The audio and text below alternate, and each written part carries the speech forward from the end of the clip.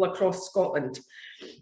Today, we have got another amazing lineup for you with some speakers, international speakers, to really tell us about their view of our rights, respect and journey.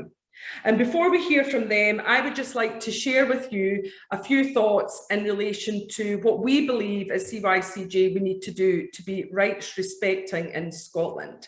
So bear with me while I just share my screen with you, as I have a couple of slides.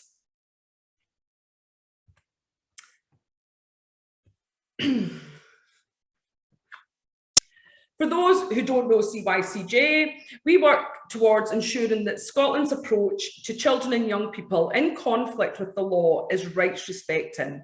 And we do that by contributing to better outcomes for children, young people and communities. Now, we have three main work streams that we have to do this work, although they work very closely together. So we've got participation and engagement to really amplify the voice of children and young people. We've got practice and policy development to really develop, support and improve justice for children and young people through our practice on the ground and links with policy. And we've got our research strand to really improve our understanding of justice for children and young people. So who are the children and young people we are talking about in Scotland? Most people on the call, I'm sure, will know about the Edinburgh Study of Youth Transitions and Crime that was published in 2011. And this was updated recently, just a few months ago. And the evidence here shows us again who these children are. Now, from this study, they tell us that most children offend, but most children do not go on to offend into adulthood. But those that commit the most serious offences are not the ones that we're currently working with within justice organisations. We know that children are more likely to offend if they face a range of adversities in their life. And this is really about social justice, with poverty and trauma and being care experience being high up there as indicators. We know that children's backgrounds and their parent, who they're being parented by, can have a massive impact on children being involved in criminal behaviour, and that unfortunately children that we bring in to help and support doesn't always work out that way. And in fact, it can be more detrimental to bring children into justice agencies, as that can actually act as a catalyst for continued offending into adulthood. So let me just show you some stats about our current children in Scotland and what we're doing. So as I said, children, majority of children offend. So let's say all children offend. It's really important, though, that we think about who we are labelling as an offender, because we could call all children an offender, but we don't, and we label some children more than others, and this is really important. But who we talk about then as children in conflict with the law, we mean children who come into contact with agencies. Now, that's fine, because the agencies, we've got brilliant agencies out there to really try to help these children. But the problem is, by labelling children as offenders and bringing them into agencies, we are only seeing them through this lens. And we stop seeing them as children and children with needs. And we're talking about children from the most deprived areas. We're talking about children who have faced massive adversities in their lives. And we're talking about children who have potentially been removed from their families for their care and protection, who are going down the road of being involved in offending. And this is really important, because these children need to be seen through the lens of children first and foremost. So how are we doing this at CYCJ and promoting this in Scotland?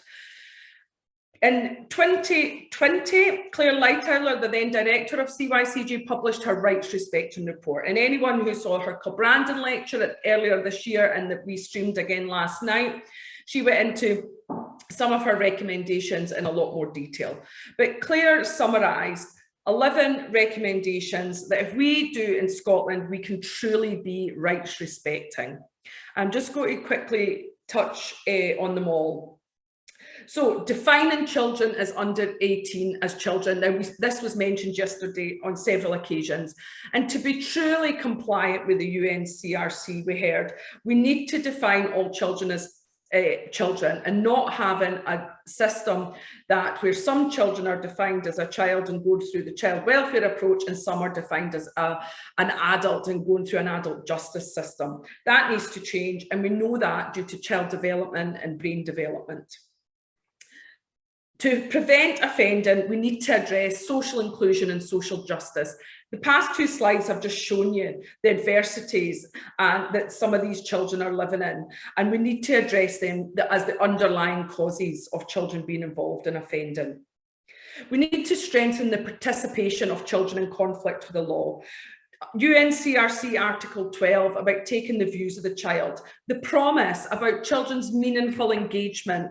We need to start doing that and really strengthen their participation. We need to uphold the rights of victims throughout this process, paying particular attention to child victims. Children tend to offend against other children, but these are not one and the same. We see the same children coming into the children's hearing on welfare grounds, offence grounds, then back on welfare grounds. We need to start addressing the needs of all children. We need to strengthen early intervention and diversion. We need to stop bringing children into formal systems. Although these systems are formal, they're less formal. So we've got more positive outcomes through early intervention and diversion, not up-tariffing children. And we need to take a shared responsibility and approach. In Scotland, we're good at doing that, about taking a shared responsibility, but sometimes the onus is on the child more than the adults and the professionals around them, and we need to change that. We need to be supporting the specific needs of children in conflict with the law.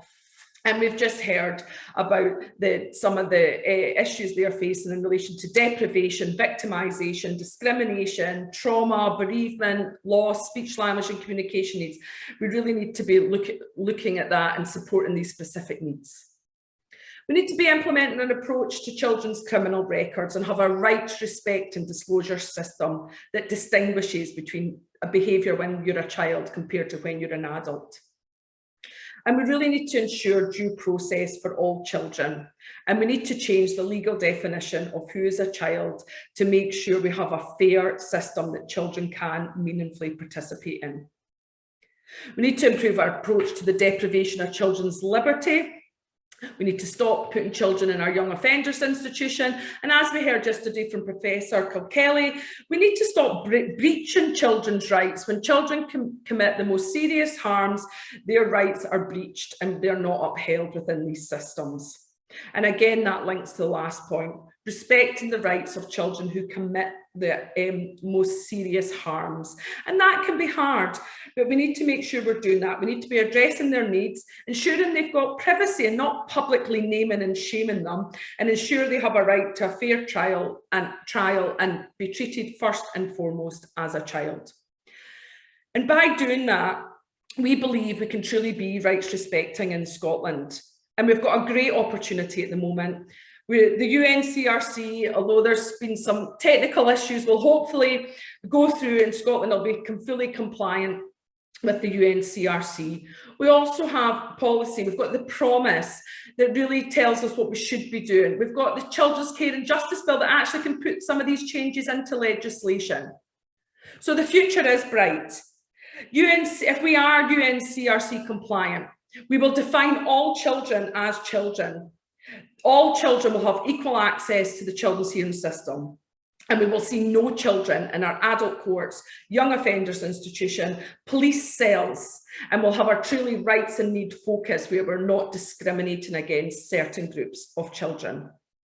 So collectively, we can do this. And if you want to hear any more from CYCJ in relation to this, please do get in touch. I'm now just going to stop sharing my screen and hand you over to Hannah to do some of the housekeeping before we